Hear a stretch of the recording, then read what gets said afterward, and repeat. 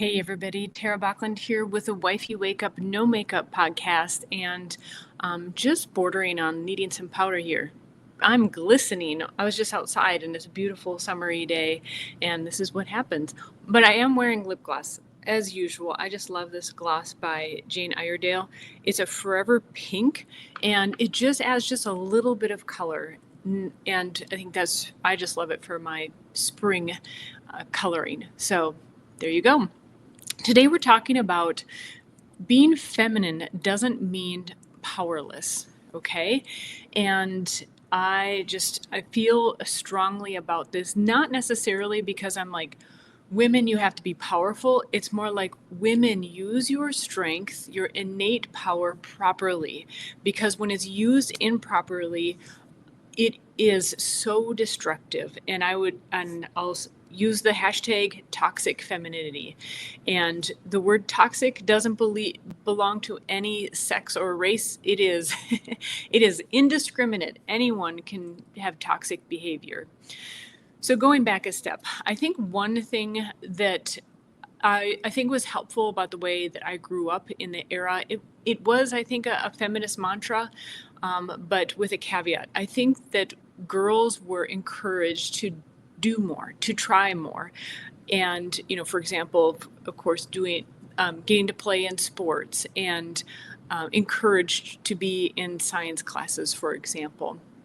But where I think it went wrong is saying that you can do anything that the boys can do, which is simply not true. And I think we need to be real about that. So, what I think was positive, at least for me, I can say, is that I think I grew up being braver than I would have been if I was just coddled. And I think I tried more things. I grew my capabilities more because of that. And it wasn't always because I was necessarily encouraged, but just had those possibilities. And that what I wanted to try was available. And so I'm going to be more specific about this. So for example, as a kid, I was teased. I think a lot of kids are teased growing up in one way or another, and really bullied for being overweight as a kid. And the way I turned that around was, I'm going to do the best that I can to change myself, make strengths of my own personality, my own capabilities that wasn't dependent on how I looked. And even challenging myself physically, I was not naturally coordinated or athletic, but pushing myself in those areas. And that's what I mean. That is the positive, I think, that came out of this, is that in the environment that I grew up in, and also the actual child rearing, was the message that you can pick yourself up and you can do tougher things. And I think what was also important was that it was to also realize the very important message, a lesson that you can do more than what you think you're capable of, right? That's a personal growth motive, but also to be very real about what you can't do or what is extremely challenging. And that was really apparent, for example, in martial arts. At age 18, I had been an exchange student in Brazil. And again, that's another one of those things that just learning to be more brave and capable, going on my own to Brazil by my own choice, earning a scholarship, to really make that possible. I think that was a positive thing. While I was there, I took lessons. I took classes in capoeira, which is it's a slave martial art that is disguised as dance, and it is dance. And when I came back to the US, I wanted to continue studying that or doing something similar. And so I found a gym near me. Finally, it took me months.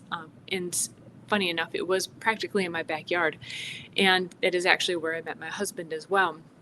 And I didn't end up continuing to study capoeira, but I ended up taking Thai boxing and a variety of other martial arts, and have ever since. And what I really learned, I think what was really important about that system, it wasn't just Thai boxing, it was actually a system of mixed martial arts. Before it was really called mixed martial arts. And so I studied, probably the predominant art that I've studied is Kali and JKD. And the fundamental teaching in JKD in particular is attributes training. And that means just knowing what are your natural abilities and build upon those strengths. And because every person is going to have different attributes. And as far as, especially in the beginning, as far as, I mean, many of us have seen mixed martial arts these days, UFC, and is that you're going to, especially in the beginning, going to be able to better build upon your strengths than trying to improve your weaknesses, and you can build upon those later. So without getting too much into martial arts philosophy, that was something that it is still very beneficial to me today. Fortunately, because I married my instructor, I have private lessons all the time and get this JKD philosophy, this Jeet Kune Do philosophy all the time. And through training in the gym and training with primarily men, I really gained a healthy respect for attributes training, that wow, everybody has their own strengths and weaknesses, and B, there are innate strengths and weaknesses just in our body sizes and frames, especially as men and women. And it is so clear, particularly when you're holding pads for someone, Thai pads, it is absolutely clear. And I think, boy, if everybody could have that experience, it would just be so obvious. And that applies to what I'm talking about today. Being feminine doesn't mean that you don't have power or strength. It just lies in other areas. You have different attributes than men. And so what is maybe your perceived weakness can actually be your strength. And there are legends of women in the martial arts that would, for example, a blind princess that was renowned, Kalista. There are women who were specialists in their types of martial arts that were specifically for women, and also men trained them as well to have a wider attributes training. And so it's knowing what your strengths and your weaknesses are, and knowing your environment and which ones to play on. And usually you're going to obviously use your strengths, and just be aware of your weaknesses so that you're not overcome. I mean, it is so true. Karate Kid, the wax on, wax off whole thing. The analogies are just endless. And that is, I do think if everybody could train some sort of martial arts, it would really become apparent too. So going back to the training days when I met my husband at his school and his gym, what he says a number of times, even in our John and Tara podcast, is what stood out to him was my work ethic. And what I want to point out is work ethic doesn't mean that I was trying to be like the guys and trying to do all the grunt work and all the hard stuff. It was that my interpretation, what I have understood over the years that he meant, is that I was doing it for my own personal growth and training. And so when he said, do 100 kicks with each leg, he was amazed that I actually strived to do that and didn't just, I guess majority of people just didn't even try and didn't even start. So this is a great example that I want to emphasize again, that attributes, know your attributes. And I would say, while I have used the word power, I would say women's attribute is not power. There is strength, but that strength will be perceived as power because of how you use it. I have a quick story here. I remember several years ago, I was developing a course through my online herbal education school, and this new teacher was joining us, and we were working on building a course, and she was just coming to the realization of my role in the company, which is I managed the whole company and at that time was also very integral in building the courses and how they would come together. And she was just becoming apprised of this. We had just met virtually, and she was just becoming apprised of my role because she was working with one of our primary teacher, and I think assumed that he had all the say in how the courses were developed, and which he does primarily on the curriculum side, but I do on the technology development and business side. And I will never forget this statement. She says, I didn't realize you have that much power and authority. And I was just stunned because in business, I wasn't never trying to achieve a level of power and authority. It was just a byproduct of what I was doing. And it wasn't something that I was wielding over people. It was more just like, these are my attributes. I can organize, I know the technology, I know we can put it together. But it was perceived as power and authority to her. And this is also what I want to challenge you, challenge women, is how do you perceive power, strength, and authority? Because I think they are misunderstood. The differences are slight and they're great, but they're very misunderstood these days. Where I think people there's a concept called positional leadership, for example, where someone has a title and they have a certain level of, yet they'll automatically have a certain level of responsibility, but they'll also have a certain level of authority. They may or may not have actual power. Now, someone who is in authority and is trying to wield more power than they have, or portray that they have more power than they actually have, would be someone who comes across as more of a dictator, right? Someone who is too big for their britches may be a way of saying that. And I think our subtle women in particular, guys naturally get this. And I've understood through being around guys and listening to my husband that guys naturally get this because there's a more regular threat of physical repercussions with men than there are for women. And so there's a very real understanding of hierarchy, of power, of authority, and so forth. So let's see if I can unravel that a little bit more. So maybe I can do this by emphasizing what female power is not. Okay. Now I'm going to switch from using the word power to strength. Okay.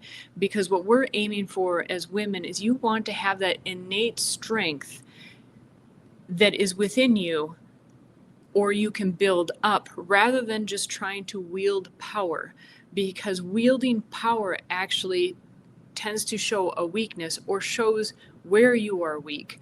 But if you build upon your strengths, you will actually be truly strong.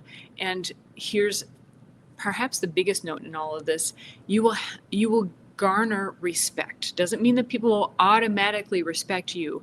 It just means that you will more likely earn the respect from others, which is, as opposed to the positional leadership that I was talking about a few minutes ago, you will have earned leadership and respect.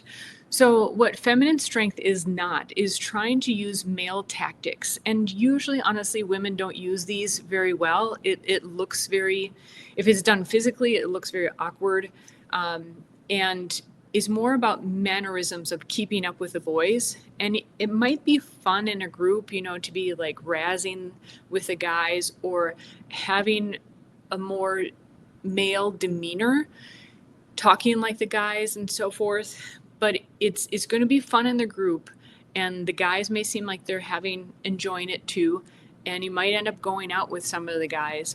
But for a long-term relationship, even if he says he still likes that mannerism, that way of being, just is not conducive for a good long-term relationship. What the negative, I'll say negative females, I'll say power games that actually women tend to use, and this is the clinical psychologists will have all sorts of studies on this. I think Jordan Peterson really points this out very succinctly, that men who are toxic have toxic behavior. I don't think he even uses this verbiage, but we're using kind of modern vernacular. Toxic male behavior is a man who is violent, right? uses violence as his way to negotiate, but or position himself. Toxic femininity, on the other hand, is a woman. What women tend to do, they don't necessarily get violent. They go go for the reputation. They go for character assassination of other women. They will tear down the person's character, not their physical body. And so that's what I'm warning against. Like I said before, toxicity is open to anyone. Anyone can be toxic. Any gender, race, ethnicity, culture, religion, any of them can be toxic. It's up to us to choose the positive side. So you see this a lot today in social media, right? It's rampant in social media, but it's also very much in business. I've read commentary about people who, like, HR is in charge of hiring, and they find out that, why aren't we hiring great candidates? Well, HR, who are primarily women, are filtering out all the young, sharp, ambitious women who seem threatening to them. If you want more on this, it's absolutely fascinating. The podcast by Jordan Peterson on the Snow White interpretation as well.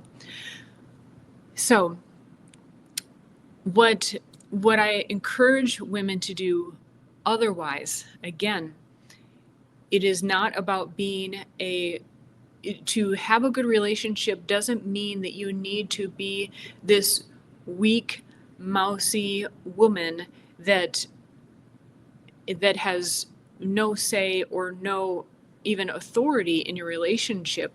It is knowing where your strength is, and especially knowing how to use it. And how do you do that? How do you do that? It's so too bad that I spent 17 minutes talking about all the things to watch out for, but sometimes that's actually a benefit. But here is what I really encourage you to do. No matter what age you are, you can always turn this around for yourself, because this is not just so that you can have a better relationship for another person. Your life can go so much more smoothly when you learn this. And this is what I encourage women of any age to do. I encourage you to aim up, to aim to earn and develop your strength. It's about strength, not power. Learn what your attributes are, learn what your positive characteristics are, and build upon those. And learn something every day. Strive to build your capabilities. Be about self-improvement, and you will then build your strength. You will earn and develop your strength, and then you will be the woman that others want to listen to, that others respect. And there's the leverage that you have out of respect is so much better and so much different than sheer power. This also includes listening more than talking. When you listen, you're learning, you're observing, you're seeing who people are in life and in conversations. And especially when you do speak up, then people are more likely to lean in because you've been quiet that whole time, rather than just putting your thoughts and opinions out there from the get-go.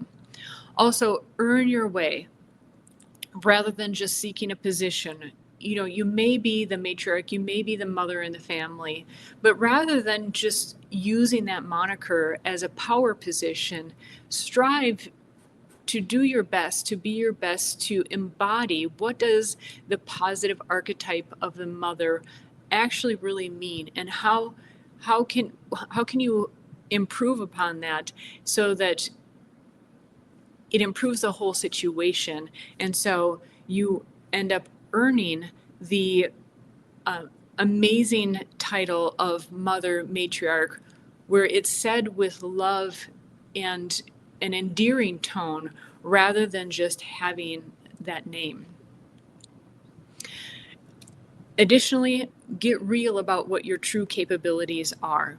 And I mean that. I mean, get out in the world, test yourself, and do things that are uncomfortable so that you can have a healthy respect of what are truly your attributes. Keep some humility about them, but knowing what truly are your attributes and what are your weaknesses. And that just being aware of our weaknesses automatically helps to keep us humble. And also appreciating what other people's strengths are, I think helps us to appreciate, for me at least, I find it amazing how we are all so complementary in this world with our strengths and our weaknesses.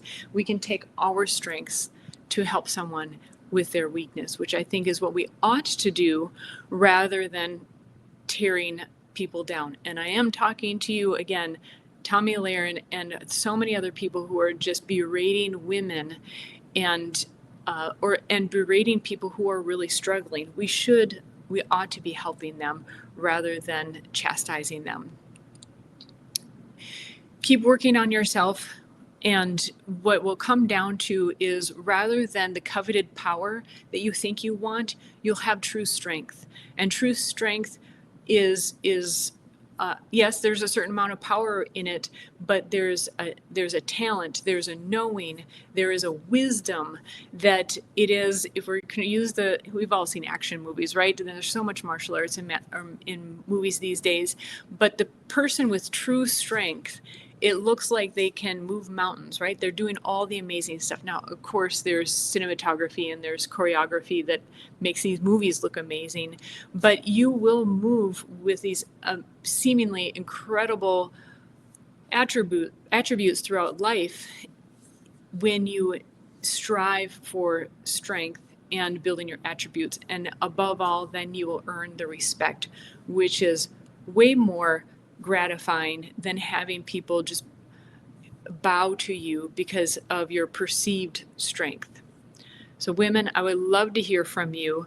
And how did this settle for you? Because these lessons were some big ahas for me in life. And I'm so grateful that I was able to learn them in the wild, so to speak, and didn't have to go through, well, yeah, there were times where I really learned some tough lessons. And that's why I'm sharing it with you. So hopefully your lessons can be a little gentler in life. You can learn from what I've learned. And that's really what this is about. So take care, everybody. Make sure to like, subscribe, share this with someone who came to mind as you were listening to this, especially if you think that it would help them. And take care. Have a wonderful day. Bye-bye.